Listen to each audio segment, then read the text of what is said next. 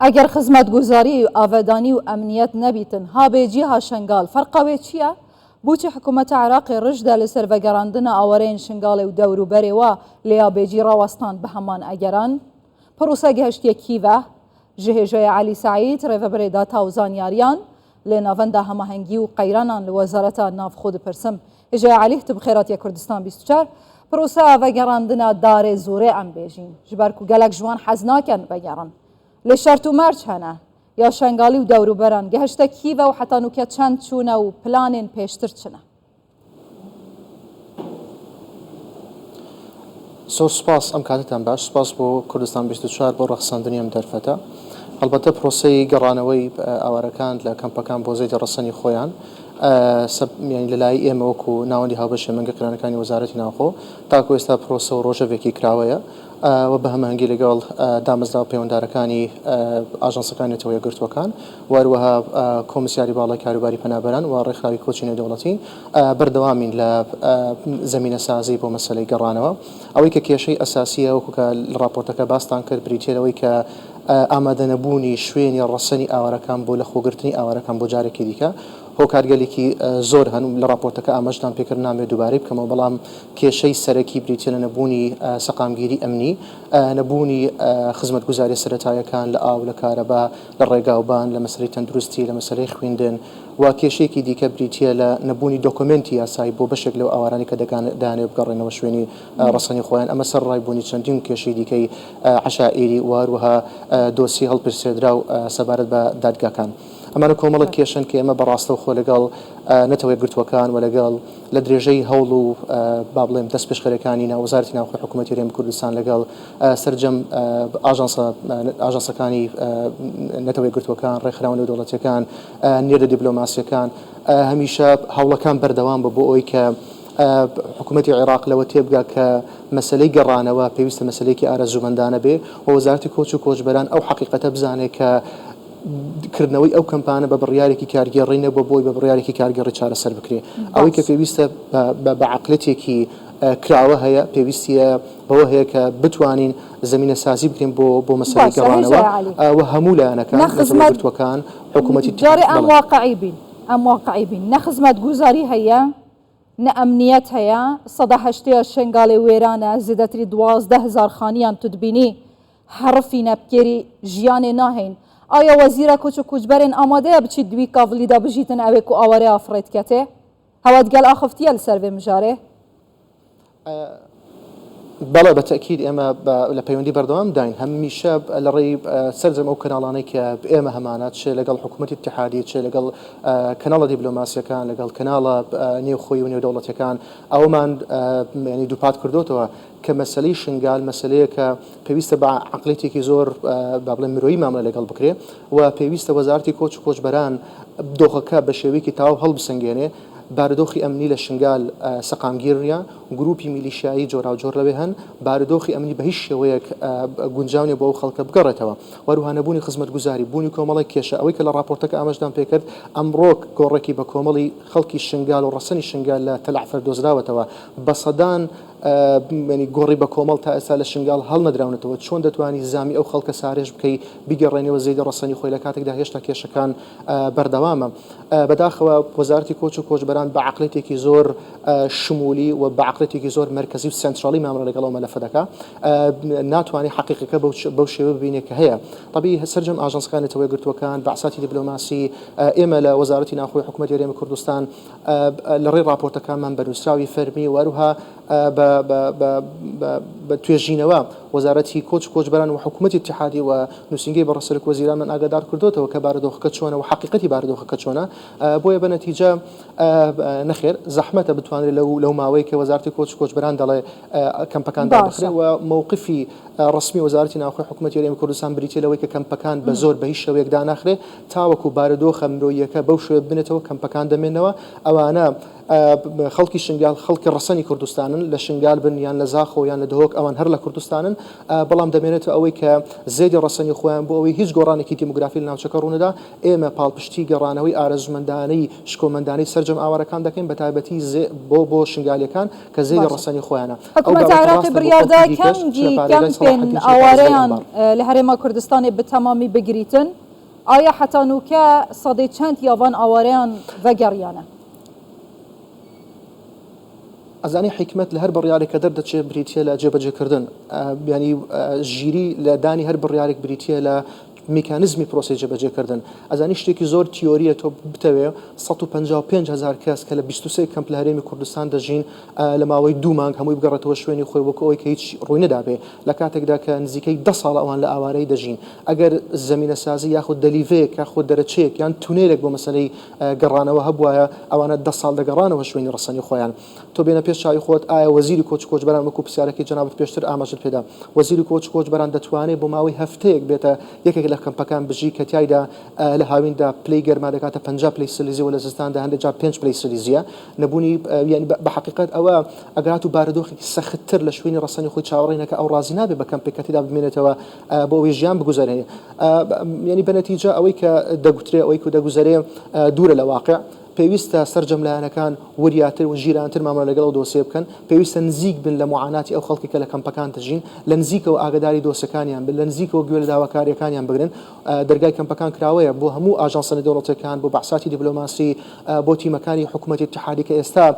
بە شێوەیەک لە شێوەکان سەردانی هەموو کەمپەکان دەکەن و لە نزیکەوە خەڵکیان بینێت تەنانەت بۆ ئەو نێردە دیپلۆماسیانەش کە لە ماوەی ڕابردوو سەردانی هەرێمی کوردستانیان کردووە لە نزیکەوە خەڵکیانیان بینیوە خەڵک بۆ خۆی تعبیر لە ئیرادەی خۆی دەکات بۆەوەی کە بە چ شێوەیەک دەیەوێت ناوچەی ڕەسەنی خۆی سەرجەم ئاسەوارەکانی داگیرکاری و وێرانکاری لە ناوچەکە هەبێ. بەڵێ ئەگە ئاخفتن بیت ئەگە دیتم بیت ئەگە نویساندنا راپۆرتان بیت دەرێخستنا یاسا بیت ئەوە هەمیە هاتیەکردن قرارێت هاتیەدان سەردانێت هاتیەکردن لێ تشتێک بوو شنگالی و شنگالیە نهاتیەکردن. دزانی نوێنەرێن شنگالیە لە پەرلەمانی عێراقی چ دبێژن؟ دەبێژن هێشتا سەدەی یەک یا ئەوەرێن شنگالی و قوربانیە دەستی داعش نەهاتنە قەرەبووکردن. ئەف خەلکە چاوە ڤەگەڕیتن و پارەیەکی کێم وات هێتەدان ئایا تێرا خارن بە خارن کارەب ئەڤەدانکردنێ تێرا چ بکەت چنەکەتن لەسەر vê هەوەتگەل حکوومەتە عێراقی ئاخفتیە؟ بەداخەوە عقليەتی وەزارەتی کۆچبەران و بەشێک لە دامەزراوەکانی دیکەی حکوومەتی اتحادی بەوەی تجاهەنە کە بۆ نمونە خەڵکێک نیوەی کە سوکارەکە لێ دەستداوە دووچاری جینۆساید بۆتەوە دووچاری کۆمەڵکوژی و تاوانی گەورەی دژ بە مرۆڤایەتی و دژ بە تاوانی جەنگ هاتووە. ئایا بە 4 ملیۆن ئەتوانی هەموو ئەو چارەسەر بکرێ؟ ئەزانی ئەوە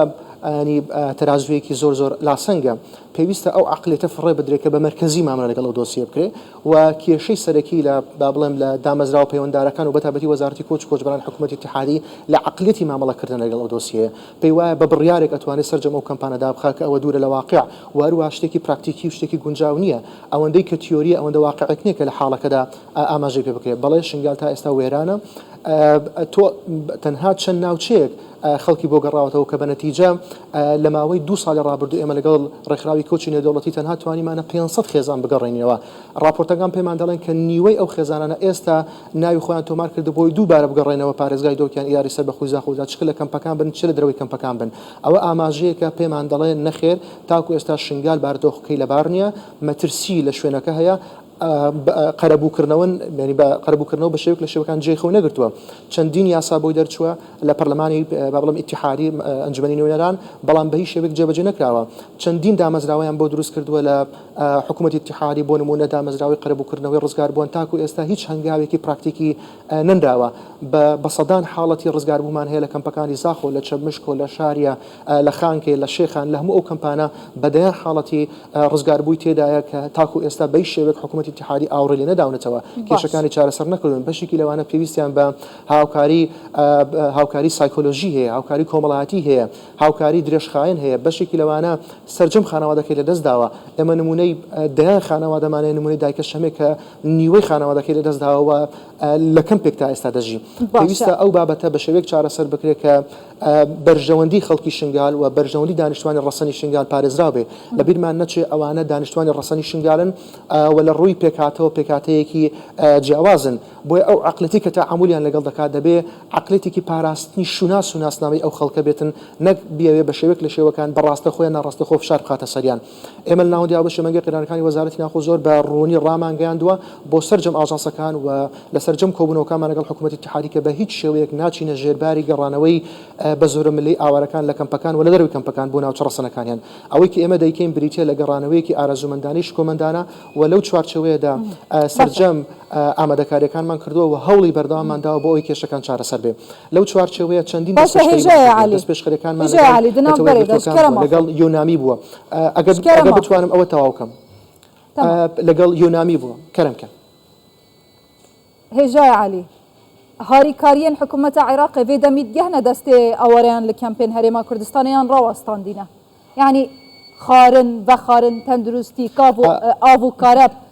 kî peyda dike diva hemiya بۆ ئاوارەیە کەمپ دەزانی شتێکێ بڵێم دەزان باش شتێک بڵم مەسلەی کارەبا حکوومەتی هەرێمی کوردستان دابین دەکات مەسلەی ئاو حکوومەتی هەرێمی کوردستان دابین دەکات مەسلەی هاتوچۆ گواستنەوە تەندروستی سەرجەم کەمپەکانی هەرێمی کوردستان بە ئاوارە و بە پەنابەر کە 33 کەمپە سەرجەمیان لە دامەزراوە تەندروستەکانی حکوومەتی هەرێمی کوردستان سوودمەندن کەیسێکی نەشتەرگەری هەبێ نەخۆشی هەبێ لە کەمپەکان بە ئەمبولانسی تایبەت دامەزراوە پەیوەنددارەکانی وەزارەتی تەندروستی حکوومەتی هەرێمی کوردستان دەیانگوازنەوە بە هەمانگی لەگەڵ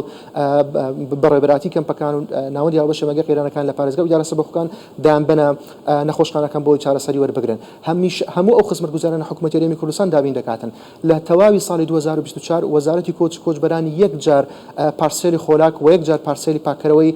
بۆیان ناردووە کە بەنەتیجە ئەو پارسێلە پاکەرەوەی کە ناردبوو دوو بابەتیایدا با بڵێم شیایی بەکارهێنانی مرۆیی نەبووە با بڵێم ڕێککاری یاسایی با بڵێم بۆ گیراوەتە بەر ئەوەی کە دەمینێتەوە هەمیشە هەوڵەکانی ئێمە بەردەوام بە بۆی قەناعەتێک دروست بکەین کە بۆ خۆمان ئێمە و قەناعەتەمانەوە دڵنیای لەوەی کە کۆمەڵگەی دەوڵەتیش ئەو قەناعەتی هەیە نێردە دیپلۆماسیەکان ئەو قەناعەتانە هەیە کە گەڕانەوەی ئارەزومەندانە باشترین چارەسەرە بۆ ئەوانە و لەسەر ئەو ئەساسش پێویستە کۆمەڵێک ڕێکەوتنامەیە جێبەجێ بکرێت بۆ نمونە ڕێکەوتنامی شنگال باشە هێژای عالی برا پرسیارە دمایە بەبتنجی کەرەماخۆ تو ڕێڤەبەرێ داتا و زانیاریایی لە ناوەندە هەماهەنگی و قەیرانە لە وەزارەتە نافخۆ بەر پرسیاریە هەوەیە هینگلە و گازندێ وێ زڵما لە شنگالیان و خەڵکی دەوروبەر دەهێتەکردن بگەهینە ناوەندێن جیهانی و لەسەر vê pirsê bersivekê werbigrin bi praktîk yani ew tîcareta bi ax û xîna şingaliyan têtekirin heta evrûkê jî berdewam e hikûmeta Iraqê her tiştekê dibêjî jî naketin derheqî û bi xizmeta şengaliyan ev di demekî de ku berdewam û navber şengalê dihête bordumankirin ji aliyê Tirkiye ve grûpên neyasayî neşerîyê li şengalê hey حکوومەتە عێراقت بێژیت بوو نمونەپەکێکی ڕێکخراوەکی قەدەغەکیریە مادەم ڕێکخراوەکی قەدەغەکیریە ئایا لەسەر vê قەدەغەکردنە هیچ پێنگاوێک هاوێک دیە حتا ku li şingalê nemînin û xelkê wê jî bêtirs vegerin بابەتی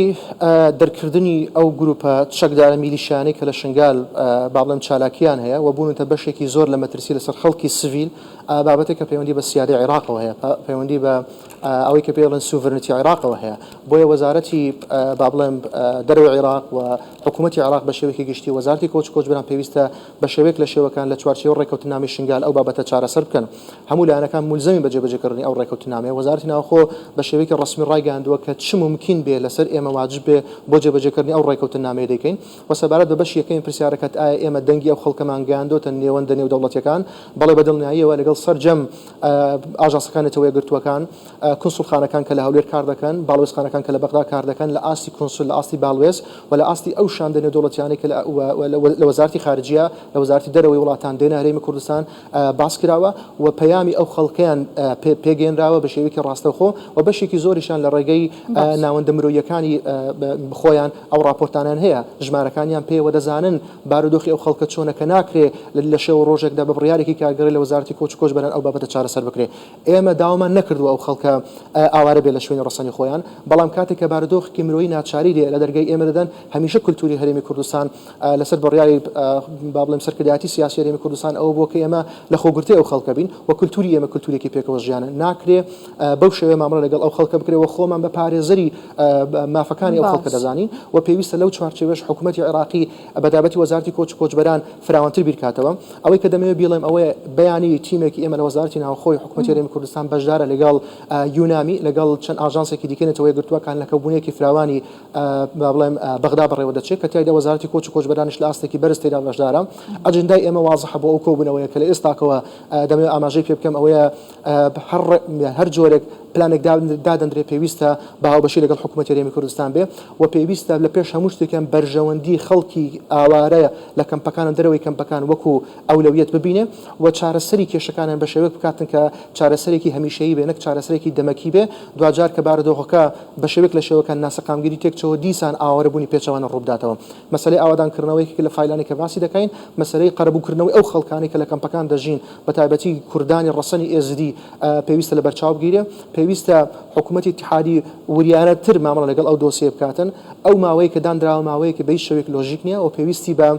ماوەیەکی زیاترە و پێویستی بە پلانێکی هاوبەشە کە تیادا سەرجەملانەکان لە نەتەوەی گرتوەکان لە حکوومەتی هەرێمی کوردستان لە حکوومەتی اتحادی و لە خەڵکی خۆجەی شنگال ینی ڕایان هەبێ سباهی بشێن هەندێک ژمافێن ئێزدیان بەدەست بێخن نەتنە ئێزدیان هەمی شنگالیان و ناوچێ هێژا علی سعید ڕێڤەبەرێ داتا و زانیاریان لە ناوەندا هەماهەنگی و قەیرانان ji وەزارەتا ناوخۆ gelek spas.